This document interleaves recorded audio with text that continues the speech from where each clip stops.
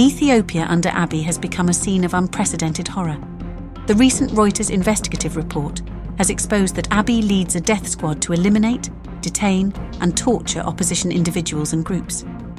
Our next story is truly unbelievable. The Minister of Peace was not only fired, but also thrown into jail on false charges of anti-peace activities and terrorism after openly criticizing Abiy, a Nobel Peace Prize laureate.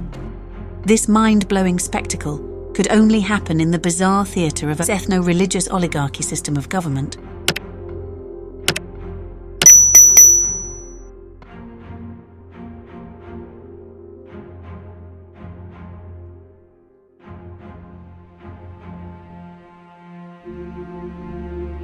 Here is the story of one man and his harrowing ordeal, shedding light on what is happening under Abiy's leadership in Ethiopia.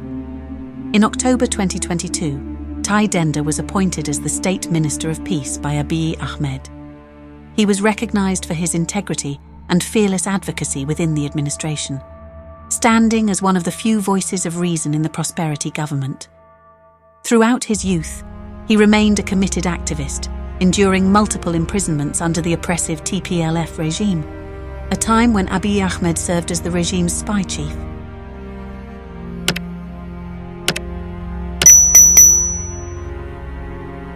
In his capacity, Taye Dendea actively participated in peace negotiations, including dialogues with the Oromo Liberation Army, OLA. However, he started to observe Abiy Ahmed's deliberate sabotage and a lack of sincere commitment to achieving successful negotiations. When his appeals fell on deaf ears, he courageously spoke out in an interview with the BBC. He also condemned the government's ban on anti-war demonstrations and the arbitrary arrest of 95 individuals. On December 11, 2023, Prime Minister Abiy Ahmed abruptly terminated Taye Dendea from his role as State Minister for Peace with a brief 2-line letter. Then Taye posted this on his Facebook. To Prime Minister Abiy Ahmed, I've come to realize that you are nothing but barbarian who toy with human lives instead of honoring your promise. Now that I know the truth, you have dismissed me from my position simply because I dared to advocate for peace and speak out against the senseless murder of our own people.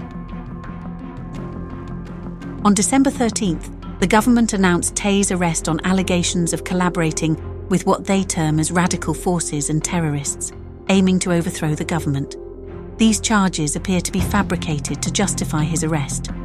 This arrest reflects a troubling reality for Ethiopians who are experiencing such injustices in broad daylight. This egregious move sets a disastrous precedent for the judicial system of Ethiopia. It sends a chilling message that undermines fundamental principles of justice and accountability to their very core.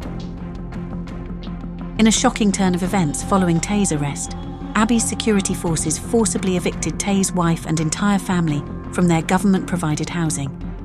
This ruthless action not only displaced Taye's immediate family, but also other relatives who had sought refuge with them due to conflict in Oromia. This heartless act underscores the brutality and callousness of the government's response to dissent. During a court appearance, Taye fearlessly proclaimed, "I have endured imprisonment under the TPLF era, but this current government is even more oppressive." This government's reach extends beyond individuals. It targets families, spreading fear and injustice throughout the community. This all happened in broad daylight, impossible to justify or defend. The blatant vindictiveness and complete lawlessness have set a dangerous precedent to Ethiopia's judicial system. It's unfathomable that a Nobel Laureate would resort to imprisoning and evicting the Minister of Peace for advocating peace. Couldn't even imagine.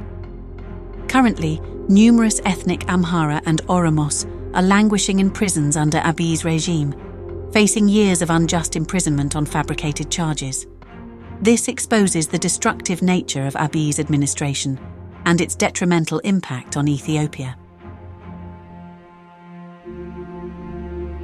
The State Department's 2023 report highlights credible reports of arbitrary or unlawful killings, including extrajudicial executions, enforced disappearances, torture or cruel, inhuman or degrading treatment or punishment by the government, harsh and life-threatening prison conditions, arbitrary arrest or detention, serious abuses in conflict situations such as unlawful civilian casualties, enforced disappearances or abductions, forcible population transfers, torture, physical abuse and conflict-related sexual violence, serious restrictions on freedom of expression and media freedom, including violence or threats against journalists, unjustified arrests, censorship, and laws criminalizing libel and slander, serious restrictions on internet freedom, substantial interference with the freedom of peaceful assembly and association, including restrictive laws affecting NGOs and civil society organizations,